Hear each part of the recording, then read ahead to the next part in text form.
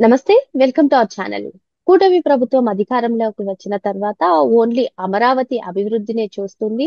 అసలు వివిధ ప్రాంతాలని అభివృద్ధి చేయకుండా 2,00,00,000 కోట్ల అమరావతి అభివృద్ధికి మాత్రమే అమరావతి పైనే ఇన్వెస్ట్మెంట్స్ పెడుతుంది అంటూ విమర్శలు చేశారు. మరి ఈరోజు చూసుకున్నట్లయితే అటు చంద్రబాబు నాయుడు గారు అమరావతిని డెవలప్ చేస్తున్నారు. ఇటు లోకేష్ గారు వైజాగ్ ని డెవలప్ చేస్తున్నారు. అయినా కూడా రాష్ట్ర అభివృద్ధి కాదు, ఓన్లీ అమరావతి, వైజాగ్ మాత్రమే పరిమితం అయ్యారు కూటమికి సంబంధించిన వారంటూ విమర్శలు చేయడాన్ని ఏ విధంగా చూడాలి? మరి వీటన్నిటికీ చెక్ పెడుతూ ఈ రోజు నరేంద్ర మోదీ గారిని డైరెక్ట్ గా రాయలసీమలో దింపారు. అటు చంద్రబాబు నాయుడు గారు కానివ్వండి, ఇటు పవన్ కళ్యాణ్ గారు కానివ్వండి. అంటే దీని అర్థం మేము అభివృద్ధి వికేంద్రీకరణ వైపు వెళ్తున్నామని చెప్తున్నారా? అసలు ఏం జరుగుతుంది తెలుసుకునే ప్రయత్నం చేద్దాం. దీన్ని విశ్లేషించడానికి మనతో పాటుగా ఉన్నారు NRI TDP spokes person Venugopal Reddy గారు. నమస్తే సార్. నమస్కారం అమ్మా. సార్, మీరు అధికారంలోకి వచ్చినప్పటి నుంచి కూడా అసలు అమరావతి పైనే ఫోకస్ పెట్టారంటూ అమరావతి పైన చాలా విమర్శలు, దుష్ప్రచారాలు చేశారు. ఇప్పుడు వైజాగ్ ఎప్పుడైతే డెవలప్మెంట్ స్టార్ట్ చేయడం చేశారో అప్పటి నుంచి కూడా అటు తండ్రమ్మ అమరావతి పైన ఫోకస్ పెట్టారు, ఇటు కొడుకేమో వైజాగ్ మీద ఫోకస్ పెట్టారంటూ చాలా విమర్శలు చేశారు. మరి ఇప్పుడు ఈ రోజు చూసుకున్నట్లయితే కూటమి డైరెక్ట్ గా నరేంద్ర మోదీ గారిని రాయలసీమ ప్రాంతంలో, అది కూడా కర్నూలులో దించి దాదాపు 14,000 కోట్ల రూపాయలకి పెట్టుబడులు పెట్టడానికి శ్రీకారం చుట్టారు. ఏంటి అంటే మీరు ఏం చెప్పదలుచుకున్నారు? అభివృద్ధి అనేది ఒక ప్రాంతానికి సంబంధించింది కాదు, వికేంద్రీకరణ చేస్తున్నామని చెప్తున్నారా? లేదు అంటే ఏం జరుగుతుంది అసలు? మా స్టాండ్ వెరీ స్ట్రైట్ ఫార్వర్డ్ అమ్మా. కూటమి ప్రభుత్వం గతంలో చెప్పాం, ఈ రోజు చెప్తున్నాం. ఏంటంటే అమరావతి అనేది ఈరోజు క్యాపిటల్ గా ఉంటది. ఉమ్, అలాగే అభివృద్ధి అనేది వికేంద్రీకరణ జరుగుతుంది అని చెప్పి మేము గతంలో చెప్పాం, ఈ రోజు కూడా అది చెప్తున్నాం. అమరావతి అనేది మన కేంద్రం అంటే అడ్మినిస్ట్రేటివ్ క్యాపిటల్ గా, జుడిషియల్ క్యాపిటల్ గా, అలాగే ఇంకా అమరావతి అనేది ఈరోజు ఎడ్యుకేషనల్ హబ్ గా ఉంటది. వైజాగ్ ప్రాంతం అనేది ఆర్థిక రాజధాని. ఎందుకంటే వైజాగ్ లో మనకు కావాల్సిన అన్ని వనరులు ఉన్నాయి. అటు ఏమంటారు, ట్రాన్స్పోర్టేషన్ ఫెసిలిటీ ఉంది, ఇన్ఫ్రాస్ట్రక్చర్ పరంగా ఉంది. వైజాగ్ ఆల్రెడీ కల్చరల్ పరంగా కూడా కొంచెం అడ్వాన్స్ ఉన్న సిటీ. సో దాన్ని ఆర్థిక ఉమ్, రాజధానిగా డెవలప్ చేయాలని ప్రయత్నం చేస్తున్నారు. ఇంకా రాయలసీమ ప్రాంతంకి వచ్చేసరికి మనకి చాలా ఓపెన్ ల్యాండ్, డాటెడ్ ల్యాండ్ ఎక్కువ ఉంటుంది. ఉమ్, రాయలసీమ ప్రాంతంలో ఇప్పుడు అనంతపురం అవ్వచ్చు, చిత్తూరు డిస్టిక్ అవ్వచ్చు, కర్నూలు డిస్టిక్ అవ్వచ్చు, ఉమ్, కడప డిస్టిక్ అవ్వచ్చు. చాలా డ్రై ల్యాండ్ ఎక్కువ. అక్కడ డ్రై ల్యాండ్ ఉమ్, లో మనకి యాక్సెసిబుల్ ఉన్న ల్యాండ్ ఎట్లా వాడుకోవాలనే ఉద్దేశంతో అక్కడ మ్యానుఫ్యాక్చరింగ్ యూనిట్స్, ఆటోమొబైల్ యూనిట్స్ పెడుతున్నారు. దాంట్లో భాగంగానే గతంలో కియా తీసుకొచ్చాం. ఇప్పుడు మళ్ళీ జాకీ పరిశ్రమ అవ్వచ్చు, లేకపోతే Reliance gas related, biogas related పరిశ్రమ అవ్వచ్చు. ఈ రోజు మోడీ గారు ఇచ్చిన 14,000 కోట్ల ఫండింగ్ అంతా కూడా రాయలసీమ ప్రాంతం డెవలప్మెంట్ కోసమే చేస్తున్నారు.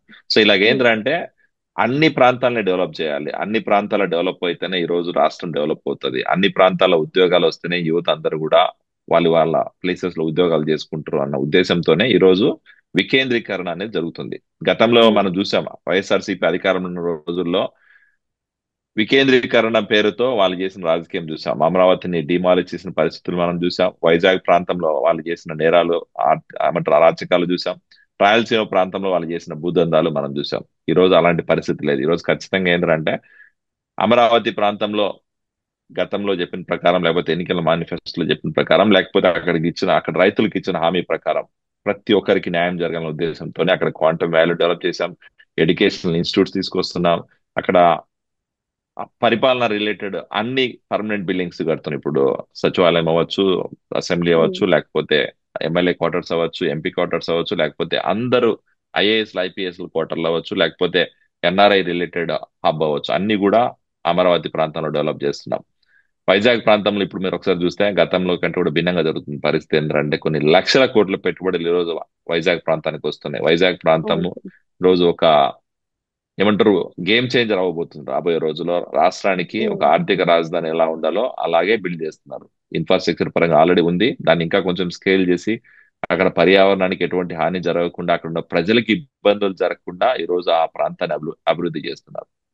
ఓకే. అలాగే రాయలసీమ ప్రాంతంలో కూడా మనం ముందుగా చెప్పినట్టు ఆటోమొబైల్ మ్యానుఫ్యాక్చరింగ్, తర్వాత ఈ గ్రీన్ ఎనర్జీ రిలేటెడ్ ప్లాంట్స్ అన్ని కూడా తీసుకొచ్చి రాయలసీమ ప్రాంతాన్ని కూడా డెవలప్ చేస్తున్నారు. సో ఖచ్చితంగా మా అజెండా ముందు చెప్పిన ప్రకారం అన్ని ప్రాంతాలు డెవలప్ అవ్వాలా, డీసెంట్రలైజేషన్ ఉమ్. డెవలప్మెంట్ అవ్వాలా, బట్ అమరావతి అనేది రాష్ట్ర రాజధానిగా ఉండాలన్నదే ఆ కూటమి ప్రభుత్వం అజెండా, ఆ కూటమి ప్రభుత్వం స్టాండ్ కూడా. జగన్మోహన్ రెడ్డి సీఎం గా ఉన్నప్పుడు ఏదైతే 3 రాజధానుల ప్రస్తావన తెచ్చారో, మీరు 3 రాజధానులు అనకుండా సేమ్ అదే విధంగా చేస్తున్నారు అనే విమర్శలు వస్తున్నాయి. పేరుకే రాజధాని అమరావతి, కానీ పెట్టుబడులన్నీ కూడా వైజాగ్ లో పరిశ్రమలన్నీ కూడా రాయలసీమలో వస్తున్నాయంటూ కొందరు విమర్శిస్తున్నారు. దీనిపైన మీ అభిప్రాయం ఏంటి? అది జగన్మోహన్ రెడ్డి వైఎస్ఆర్సీపీ నాయకుల మాటలమ్మా.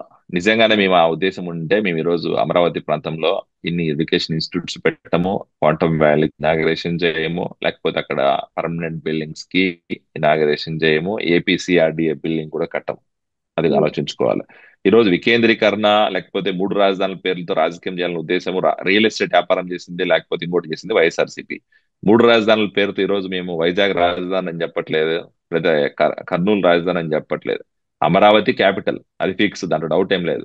ఈ రోజు ఉమ్, వైజాగ్ ప్రాంతంలో మనకున్న రిసోర్సెస్ అవ్వచ్చు, మనకున్న ఇన్రిలేటెడ్ అడ్వాంటేజెస్ అవ్వచ్చు, లేకపోతే ఎయిర్పోర్ట్ కానీ లేకపోతే నౌకా దళం కానీ, అన్ని ట్రాన్స్పోర్టేషన్ ఫెసిలిటీస్ వైజాగ్ ఉన్నాయి. అండ్ మనకి కోస్టల్ క్యాడర్, ఉమ్, ఆంధ్రప్రదేశ్ కున్న బిగ్గెస్ట్ అడ్వాంటేజ్ ఏంటంటే కోస్టల్ క్యారిడార్. ఆ కోస్టల్ క్యారిడార్ ఏదైతే ఉందో ఆ క్యారిడార్ మొత్తాన్ని వాడుకోవాలంటే ఖచ్చితంగా ఆ ప్రాంతం డెవలప్ చేయాలి. ఆ ప్రాంతంలోనే మనకి ఎక్కువ రిసోర్సెస్ ఉన్నాయి.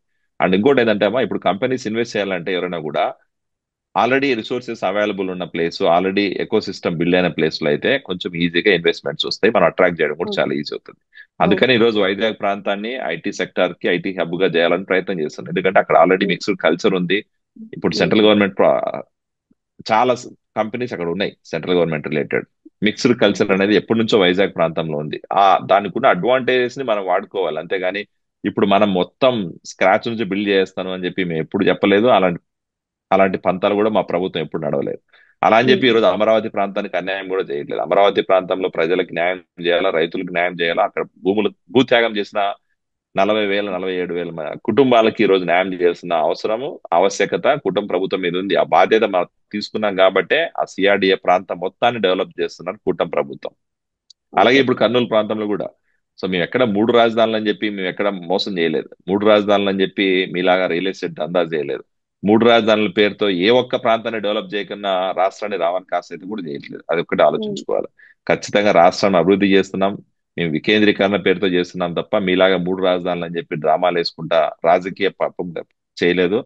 మీ స్వార్థం కోసం రాష్ట్రాన్ని అయితే నాశనం అయితే చేసే ఆలోచన కూటమి ప్రభుత్వానికి లేదని చెప్పి కూడా మేము చెప్తున్నాం. Okay sir. ఇక్కడ ఒక 2 పాయింట్స్ వైసీపీ నుంచి రేస్ చేస్తున్నారు సార్. మీరు ఏదైతే రియల్ ఎస్టేట్ చేయలేదంటున్నారో, కానీ అమరావతిలో రియల్ ఎస్టేట్ వ్యాపారం కోసమే మరోసారి భూసేకరణ అంటూ ప్రస్తావన తెచ్చారని, మరి ఇంకొకటి వైజాగ్ లో భూములన్నీ కూడా చౌక ధరలకు పరిశ్రమలకు ఇచ్చేయడం వెనక చాలా కుట్ర ఉందని చెప్పి ఈ 2 పాయింట్స్ రేస్ చేస్తున్నారు. ఈ రెండు అంశాలపైన మీ అభిప్రాయం? ఇక రెండు పాయింట్స్ కూడా వ్యాలిడ్ పాయింట్స్, ఆన్సర్ చేయాల్సిన అవసరం ఉంది. ఒకటేమో అమరావతి ప్రాంతంలో రైతుల దగ్గర ఏదైతే ల్యాండ్ తీసుకున్నామో ఆ ల్యాండ్ లో ఏ ఒక్క గజం ల్యాండ్ అయినా కూడా ఎవరికైనా ఇచ్చామా? ప్రైవేట్ వ్యక్తులకి ఇవ్వలేదు.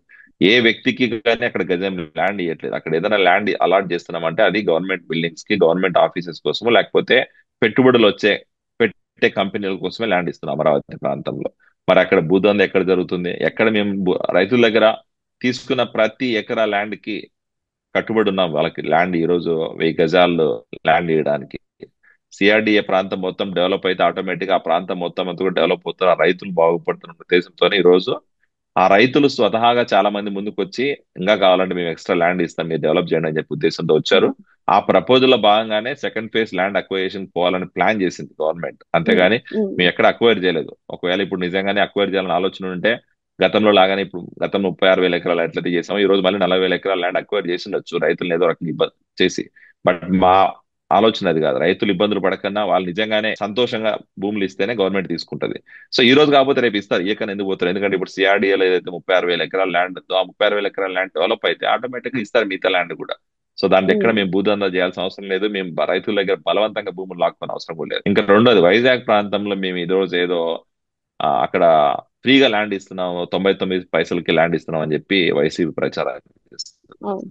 ఎవరైతే నిజంగా రేపు పొద్దున మన జీడిపి గ్రోత్ కోసం సహాయపడతారో వాళ్ళకి మాత్రమే 99 పైసలకు ల్యాండ్ ఇస్తున్నాం. ఎవరికైనా ఉమ్, వ్యక్తులకు ఇచ్చామా? ఎవరికైనా ఎమ్మెల్యేలకు ఇచ్చామా? ఎవరికైనా తెలుగుదేశం పార్టీ కార్యకర్త కానీ కూటమి కార్యకర్తలకు ఇచ్చామా? లేదు కదా. మరి మీ ప్రాబ్లం ఏంది అంటే రాష్ట్రానికి పెట్టుబడులు తీసుకురావాలని కూడా ప్రాబ్లమే. మీరు ఒకసారి ఆలోచన ఉమ్, చేస్తే అమ్మా, గతంలో SEZ అని ఒకటి ఉంటుంది హైదరాబాద్ ఉమ్, చుట్టుపక్కల. ఈ రోజు మైక్రోసాఫ్ట్ ఆఫీస్ అవ్వచ్చు, విప్రో ఆఫీస్ అవ్వచ్చు, పొలారిస్ అవ్వచ్చు, లేకపోతే ఐసిఐసి బ్యాంక్ అవ్వచ్చు, అమెజాన్ ఈ రోజు పెట్టిన సెంటర్ అవ్వచ్చు, వీటన్నిటిని కూడా SEZ ల్యాండ్స్ అసైన్ చేశారు. SEZ ల్యాండ్ ఆ రోజు ఏ బేసిస్ లో అసైన్ చేశారు? ఉమ్, కంపెనీలు ఇన్వెస్ట్మెంట్ చేస్తాయని చేశారు.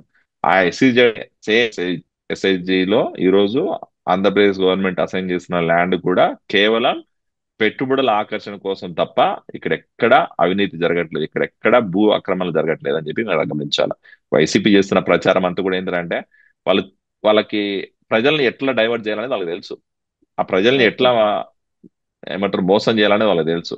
అలాంటి ఆలోచనలోనే వాళ్ళు పోతున్నారు తప్ప జరుగుతున్న వాస్తవాల గురించి ఆలోచన చేసి దాన్ని అర్థం చేసుకొని మాట్లాడే పరిస్థితి వైసీపీకి లేదని మనకు అర్థమైపోతుంది. Okay sir.